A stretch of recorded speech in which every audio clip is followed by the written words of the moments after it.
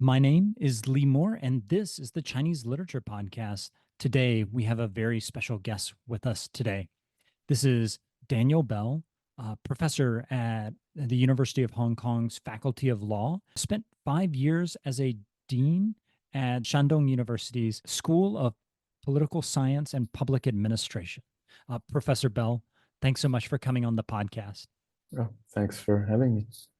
It's great to have you here. We are going to be discussing your most recent book, The Dean of Shandong, which is about your time as dean at Shandong University. Can you tell us a little bit about the book itself? So it's a series of essays that proceed more or less in chronological order. And the themes are kind of serious: bureaucracy, communism, COVID. But for some reason, I wrote it in a kind of light-hearted way. So I discussed my personal experience more as a means of shedding light upon academia and the political system in China. You say the themes are very serious, but there are some really, I'm just going to say it, there's some cute parts of it. You have an entire essay on cuteness right there at the end. And you have some really fascinating discussions that I don't want to suggest they're not serious, but you're having these discussions in a playful manner. I wanted to talk about the essay you wrote about hair dye. Can you explain the importance of dyeing one's hair in Chinese politics and how that relates to Chinese literature? And when I think of Chinese literature, I think very broadly. So the pre-Qin philosophical text of Mengzi and Kongzi's Lunyu definitely are included in that. Yeah, so China observers, they often pointed out that the very top leaders tended to all dye their hair, and that was true under Hu Jintao, where literally every member of the Standing Committee of the Politburo had jet black hair. It changed a bit under President Xi.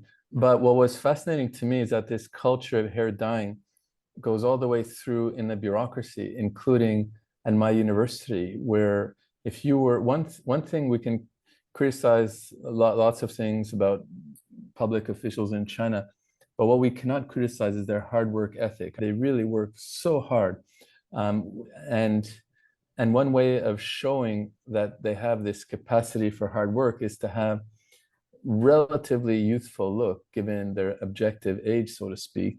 And one way of showing that look is by dyeing their hair. So most of the public administrators that I engaged with, even if they were in their 50s or 60s, whether male or female, it was mostly male, dyed their hair, again, as a way of showing their energy and vigor and commitment to serving the university and the broader community. As you know, the value of filiality, xiao, is so important in Confucianism, caring for elderly parents and ancestors. And when that value is invoked, typically it's adult children caring for elderly parents who are depicted as having white hair. So if you have white hair, it means you're cared for rather than doing the caring as a public official. So that sort of line of thinking, arguably, there's some continuity between what the ancient classics depicted as the life of those with white hair versus the life of those with black hair, and contemporary hair dyeing practices among public officials. I'm not saying that there's a clear line of continuity, but somewhere in the background of the culture, there's this assumption that those with white hair are being cared for rather than doing the caring, and those who do the caring have black hair because, again, it's a sign of relatively youthful energy and vigor, which is very important for public officials. And throughout Chinese history, again, I was a bit surprised by that because it's one of the things that I learned working as a public administrator. I had written an earlier book about what are the key qualities for public officials in a system that aims to select and promote public officials with superior ability and virtue. And in that book called The China Model, I identified three. Again, this at the level of ideals, right? One is above average intelligence or IQ, because the issues, especially at higher levels of government, are so complex that you have to have very good understanding of math and history and a good analytical mind to make informed policy making. But I also identified EQ because as a public official, you spend most of your time working with other people and trying to persuade them and understanding different perspectives and compromising, as opposed to if you're in theoretical physics, it doesn't matter if you have a high level EQ, so long as you have a high level IQ, right? And then I said virtue, just in the sense of some sort of willingness to serve the community and not be purely self-interested, or put it negatively, don't be corrupt, don't misuse public resources for your own or private interest. And those I thought were the key characteristics of good public officials as in the Chinese political system. Again, then of course there's a huge gap between ideal and reality, but first we need to be clear about what those characteristics are.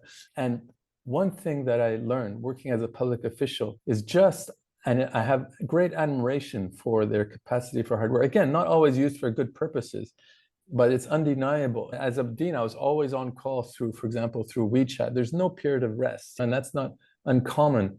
And in fact, I didn't have this capacity for hard work that many of my colleagues had, which is one reason why I think I was not successful a dean as I could have been. And especially during COVID, it became even more clear then, because the other leaders of the university lived full time on campus during the period of crisis, and were working all from morning to end without seeing their family in order to deal with these issues. But it's also reflected just symbolically by this black hair, which is a sign of vigor and capacity to engage in hard work. I thought the essay that you wrote on hair dye was probably my favorite essay in the book, and the way that you lay it out in the book is fascinating. I recognize that as an academic, you can't ever use the sort of George Tenet slam dunk, the direct line from Right. Monk to from Right. Mencius to Xi Right. Jinping or Right. Hu Jintao, but there is this interesting connection from that line in the Mengzi that says Yeah. the people with white hair need to be cared for, and then you Right. see how clear that people are taking that in the Politburo. And more importantly for me is what I learned is that it's some of the practices, and let's call them rituals, at the highest level of politics filtered down to lower levels of bureaucracy. That's what surprised me and that I found quite interesting. In the book, there's another chapter on collective leadership, and that surprised me too, how before I assumed the post of dean, I was told that it's 院长说了算, meaning that whatever the dean says, just that's the conclusion. But it turns out that needless to say, it wasn't that simple, and that whenever we had major decisions, we had literally a form of collective leadership where there was the dean, myself, with 3 vice deans and 3 or 4 party secretaries, and every issue we deliberated at length, and we had to have an informal consent. 4-hour meetings. Yeah, and we had to have an informal consensus before decisions were implemented. And obviously, you have some form of collective leadership at higher levels of government. Whether it's changing or not is a separate point. But here's another way in which some of the highest level political practices and rituals are, let's just say, imitated at lower forms of the bureaucracy. I wanted to ask, so you didn't start out as a China studies scholar. You got into it later on in life. Can you tell me about that journey? You allude to it some in the book. I did my doctoral work at Oxford on communitarianism. Today we would say it's a Western philosophy that criticizes the excesses of Western individualism.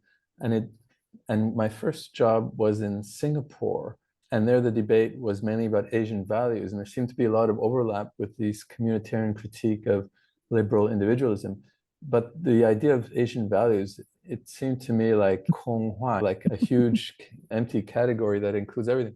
But when it began to be more focused on the Confucian tradition, I found it fascinating that there was not only significant overlap with the communitarian debates in the West, but also that there were new ways of thinking and new insights that really pushed some of these issues in fascinating directions. For example, the Western communitarians have nothing to say about the importance of ritual and music, or yue, exemplary music, in securing social harmony, or for example, or the idea of harmony itself. It's so central to Chinese, especially Confucian thinking. Again, nothing at all in the debates about communitarianism, or the idea of political meritocracy, 贤能政治, that the political system should aim to select and promote public officials with above average ability and virtue. Again, that was all new to me, fascinating. So that motivated me to change a little bit my academic direction. That was a long time ago. It was 91 that it started. You mentioned that there are similarities between communitarianism and Confucianism. Can you talk about some of those? You talked about this emphasis on ritual. That's something that Confucianism has, but communitarianism doesn't. What are some things that are similar? The relational view of the self, the idea that meaning comes not just from pursuing one's autonomous goals, but also, or even more importantly, by means of our relationships with our family, our friends, our community, as well as some sort of political participation. Those are central themes in both the Confucian and community tradition. So just as a descriptive level of the self, I think there's some overlap, as well as a normative idea of what counts as a good life. And for both Confucians and communitarians, it includes nourishing social relations.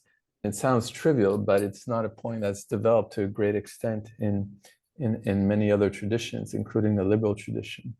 One of the things I thought was really good in this book is you explained Confucianism in a very concise, clear manner. Could you give the listener a definition of Confucianism? So the first, I need to begin with the qualification that it's such a diverse tradition that has constantly evolved and adapted through encounters with other traditions. The earliest Confucians engaged in debates with legalists and with Moists and with Taoists, and that changed some of the theorizing. So particularly in the case of Xunzi, who's to my mind the greatest of the political theorists in the Confucian tradition, he synthesized insights from legalism and from Moism and even from Taoism. And then, of course, Buddhism had an impact on the Confucian tradition, and I'm jumping right to the Song Dynasty, where the Confucians developed, the Neo-Confucians developed a rich metaphysics as a way of perhaps, at least partly as a way of showing that we can do this too, not just Buddhists. And then more recently, there's all these debates between Confucians and Democrats and liberals and feminists and Christians. So it's a hugely diverse tradition. But if we do really want to pin it down to some claims that are more consistent and running through the tradition, and intellectual historians hate when people like me do this, but let me go ahead and do it. It's an idea first about the good life, that the good life lies in nourishing, humane, there's this central value, ren, and harmonious social relations. That is absolutely essential to the good life. And it's really hard to be a Confucian if you don't adhere to this value. For example, if you hold the view that the good life lies in eradicating social relations or living like a hermit in Taoism, that would go very much against this Confucian view of the good life. I don't really like this dichotomy between Xiaoren and Junzi, but basically that there's different kinds of people, and those who have Shaorin would be like a petty person. Junzi yeah, would be a gentleman, right? yeah, gentleman, or I prefer the translation from Roger Ames, exemplary person. But basically, you do have that dichotomy running through the early Confucian text, but I think it's very much overstating things. What we can say is that there are those who have, for whatever reason, have more time, maybe more talent, and more ambition to serve the public. And for the Confucians, the best form of life involves serving the community as a public official. Again, there's contrasting views, right? For Plato and the Republic, famously, the best life lies in contemplating the forms, and you reluctantly go back in the cave to serve the public.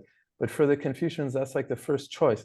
Only if the public life doesn't allow for positive contributions from public-minded intellectuals, let's say, only then should we just retreat and not try to serve the public. There's other ways of doing good. For example, being a good family member, it tends to have political effects as well. But ideally, if you have the talent, the time, the opportunity, and if the overall political system is not so dirty and corrupt and you can make a positive difference, then for Confucians, that's what you ought to strive for. And that tradition is so deeply, has much greater influence, let's say in Shandong province, which is the home of Confucian culture, than other parts of China. And as I mentioned in the book, in the most of China, the lucky number is 8, right? Because the ba in Cantonese and other dialects sounds like wealth, right? So if you look at license plates in Hong Kong, where I am now, the really lucky ones have lots of number 8s. Phone numbers, you want number 8s, and so on. In Shandong, as far as I know, it's the only place in China where 8 is actually an unlucky number, and the lucky number is 7. And why is that? Well, because there's this saying, which really means that when you're 57 and you're serving as a public official, you still have hope of being promoted. But if you're 58, that's pretty much it. You're on the way to retirement. So in many parts of Shandong province, people want to have lots of number 7s on their phone numbers. And in the offices, for example, if my office has a number 7, it would be regarded as lucky, because there's this Confucian idea that we should strive to be public officials. That's the best form of life.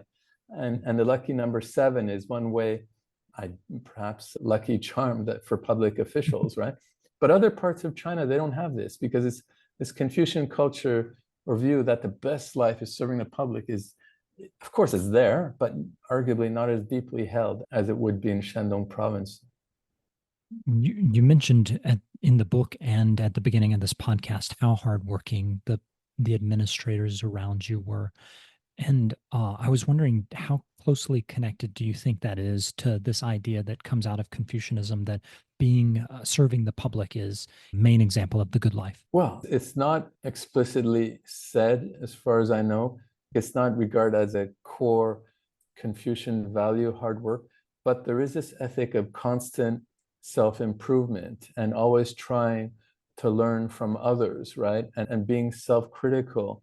One of the most famous sayings in the Analects of Confucius, there's like every Chinese intellectual knows, is that in a group, if you're walking or strolling in a group of 3 people, at least one of them will be your teacher.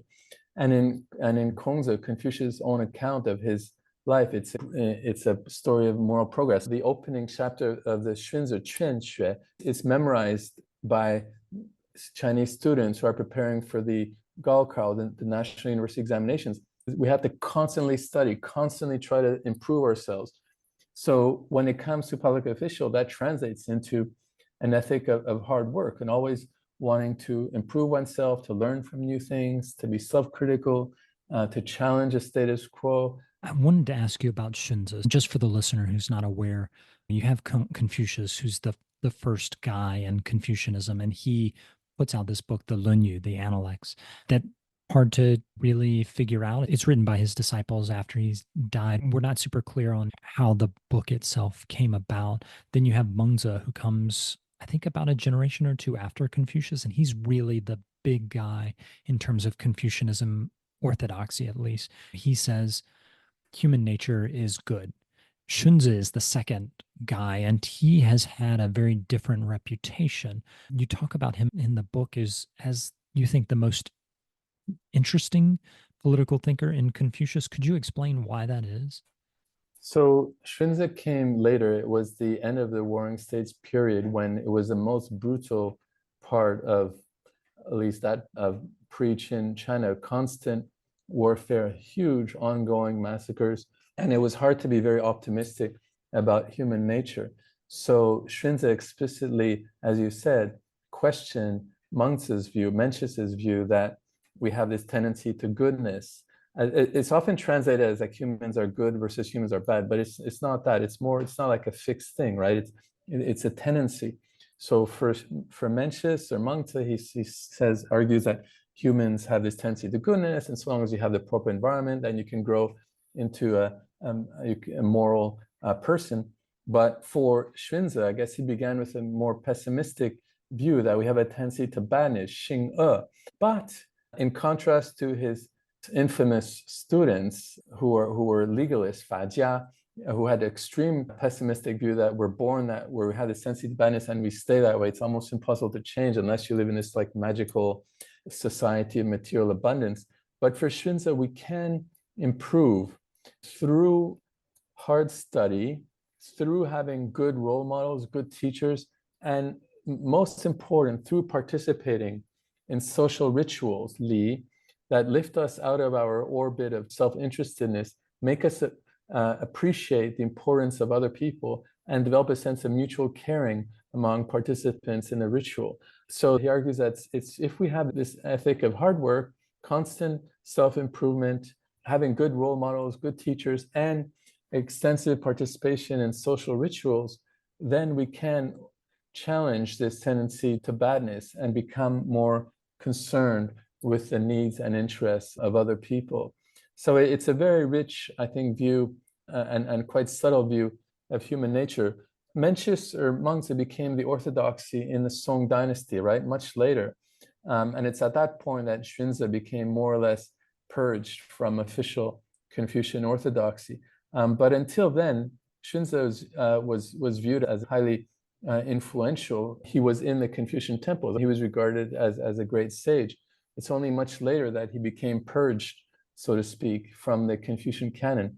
But there's been this huge revival of Xunzi's thought. And now in English, and to a certain extent in Chinese too, there's actually more academic work on Xunzi than any other thinker, including Mengzi, because he's regarded as this hugely fascinating thinker who really incorporated many different aspects of Confucian thought, as well as drawing on other traditions to develop a relatively systematic political theory in a way that arguably his student Han Feizi did for the legalists, right? Yeah.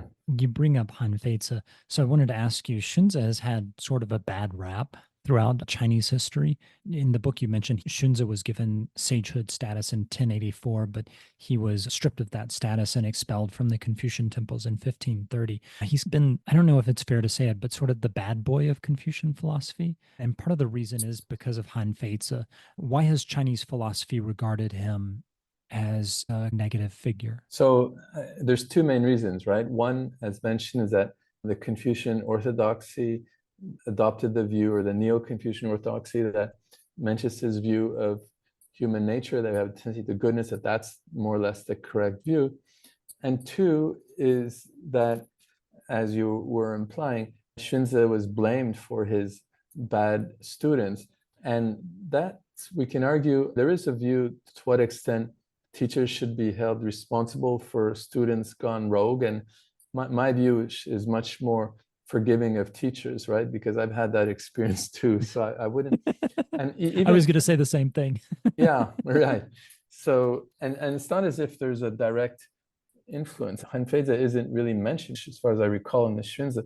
So there's this attribution, this blaming Xunzi for what his student did. Of course, Li Si, the prime minister of the state of Qin, was also Xunzi's student, and he is mentioned. But again, he's mentioned in the Xunzi in a critical way. So it's unclear whether we should blame, just as Kongzi himself had criticisms of his students, right? So yes, teachers should do their best to inspire students, but again, the best teachers would not want students to copy their teachers. They want students to go their own way, but ideally not in a way that's completely opposite to the teacher's teachings. And in the case of Han Feizi, that's more or less what happened. Xunzi, he did warn very much that you can have military success, and this was just before the Qin had unified China, right? He says you can have military success by using military force and violence, but that won't last. Within 4 generations, the people are bound to rebel if once they get a chance to do so. He predicted that. He predicted more or less that the Qin dynasty would not last long because of its excessive cruelty.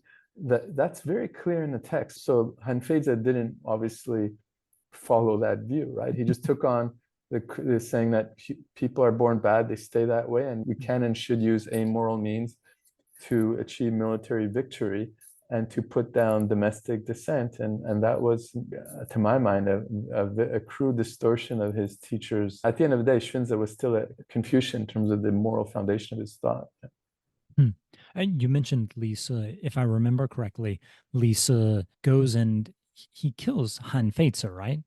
Right, exactly. So probably there was some jealousy, and it was Li Si who basically gave the order to, at that point, and the prime minister was Li Si, who was allegedly Xunzi's other student and probably jealous of Han Feizi, and thus it's Li Si who gave the order to eliminate Han Feizi, and Han Feizi knew he had no chance, so he drank the poison and killed himself, in jail. Qin Shi Huangdi came to regret that decision, but I'm not sure if there's evidence of that. But I've seen something to that effect. You have the essay on cuteness in the book.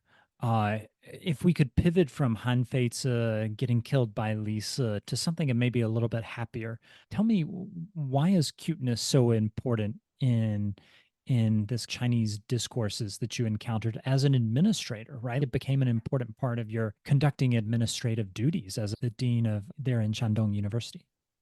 Yeah, so there's maybe in Shandong province, it's even more the case. Certainly compared to Hong Kong, there isn't so much this culture of cuteness.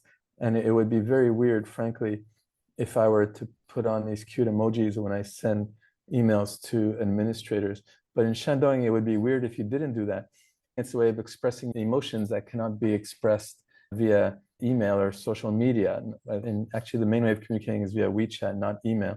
And it's also a way of softening the hardness of some of the exchanges and showing that even if we may disagree on particular issues, but if you send some hearts or cute animals after it, so it's saying, well, we can still be good drinking buddies after, and let's not let these issues poison our personal relations. But more generally, I think this culture of cuteness, it's more prominent in cultures that have this strong tradition of political meritocracy and achievement and constant self-improvement, which can be very tiring. It's a way of making a little bit, for the people who are in the race, so to speak, it's a way of softening the race. And for those outside, it's a way of showing that there's this alternative ways of life that values a more lighthearted approach or carefree approach to life, arguably more Taoist and inspiration. So it's interesting that it's the cultures that have the strongest culture of political meritocracy, whether it's Japan or South Korea or China, that have this most developed culture of cuteness. Conversely, the cultures that place strong emphasis on individual happiness and or the think of the Nordic countries, Finland or Denmark, or even France, is they don't have this culture of cuteness. So it's quite interesting. There's a good book by Princeton University Press that develops this point. I forget the title, something like The Power of Cuteness. You had a chapter on symbolic leadership. That is leadership that's not really in power, but everybody feels like it's in power. I was wondering if you could talk a bit about that chapter. I'm specifically interested in hearing about the plan that one scholar has proposed to have a descendant of Confucius be the monarch of present-day China. I knew that I was not very successful as dean, and I wanted to depart from the job and go back to being somebody who just reads and writes and teaches. But I stayed on for political reasons, but became more of a symbolic leader. But then I realized it made me think that being a symbolic leader actually also has some political value, not just at our faculty, where if there's somebody who's like a little bit above the fray, so to speak, it prevents particular factions from having too much power and can provide a unity, which matters in practice. That led me to think about the value of symbolic monarchy more generally. I jumped from that idea of being a symbolic leader to a more strong defensive symbolic monarchy, which I think, again, I'm Canadian and you're American, right? So it's probably less obvious for you. But the idea that there's two types of power. One is somebody who actually holds the real power. And of course, they should be evaluated rationally according to their policies. But on the other hand, most people also have a need to project this emotion of some sort of love on a top leader. And if that's projected on the real power holder, that's dangerous, actually. So I think it's important function to separate the real power holders from those who hold symbolic power, who have this power to unify. And so I think there's actually a strong case to be made for symbolic leadership both at lower levels of bureaucracy and even at the very top. Yeah. Frankly, it's a pretty radical thing to say in the Chinese context at the moment, which also helps explain why the Chinese translation of my book has not been approved in mainland China. It has been in Hong Kong. So lots of things wrong with Hong Kong, but we still have much more academic freedom than mainland China. So there is a Chinese edition in Hong Kong, beautiful translation. but it's not yet approved for mainland China, unfortunately. Do you think it will be approved for mainland China? I guess at Who some knows? point, probably, but it might take a long time. Maybe once you visit Karl Marx. Yes, exactly. Right. You mentioned this symbolic leadership argument that you have. It strikes me as a very interesting argument because you're right. I am an American, so we don't really think about symbolic leadership as much. But I've worked. I still occasionally write for The Economist. I was an intern there in 2016, and Walter Bagehot, the third editor of The Economist, makes that famous argument Right. about royalty being something that you really need to project your own, the populace, the Lao Baixing. Right. They project their feelings onto that symbolic leader, and Right. that really does have this important function. And then you can kind Right. of do the rational thing. Yeah. I wanted to ask, you talk about a thinker in Guizhou, Jiang Qing. Yeah. Jiang Qing, not Mao's wife, but a Exactly. different Right. Jiang Qing. Yeah. Yeah. He argues that a descendant of Confucius should become the symbolic leader of China. Tell me a little bit more about that. So let me first say this defense of monarchy by Bajot, if that's the right way to pronounce it, um, he he really makes a clear distinction, to use Confucian language, between Junzi and Xiaoren. I mean, he thinks that monarchy is for Xiaoren, for petty people who are a bit stupid, they're not sufficiently rational to think about politics, and they need a monarchy to project their emotions and keep them quiet. That's not my view at all. I think it's intellectuals often also have this need to project their emotions on leaders. And in the case of, he met some of the descendants of Kongzi. And again, it's a relatively clear family line. And now for the first time, actually, women can actually be part of this Kong family line. And you Oh, probably know in Chufu, there's the Kongling, which is the Kong family cemetery, which is the oldest family cemetery in the world, and it's a great honor to be buried there. Not all those who are descendants of Kong can have that honor. Yeah. So when Jiang Qing meets descendants of Kong, he really treats them with utmost respect. To give you another example, there's a brilliant historian at Harvard called James Henkins, who tends to have, he's labeled as a conservative. When we invited him to give a talk at Shandong University, he also met a descendant of Kong, and he was, you can tell he was emotional, as I would be. So it's not something that only petty people or stupid ordinary people have. Point. So Jiang Qing, he's quite radical, because very few people now want to advocate restoration of any form of monarchy in China. But he advocates, again, a purely symbolic form of monarchy, again, so that there would be this separation of power between the real political holders and the symbolic political holders. And the question is, who would occupy that post? And he argues that based on different criteria, that it would be best to find a descendant, or in his case, he argues a direct descendant of Kongzi. I mean, we can argue about the details, and I think we should argue about the details, and I'm not persuaded by this account of who should be the symbolic monarch. But the idea that there should be some form of symbolic monarch at the top, I do think is a good one. Yeah. you mentioned, I think, 9 of the top 11 richest countries are constitutional monarchies. Is that? Yeah. Yeah. Yeah, it's amazing. There's a legal theorist, Tom Ginsburg, University of Chicago, who's written about this. The more work he does, the more he realizes that the countries that are most successful, according to most indices of human well-being, tend to be monarchies, and especially monarchies that are not absolute monarchies.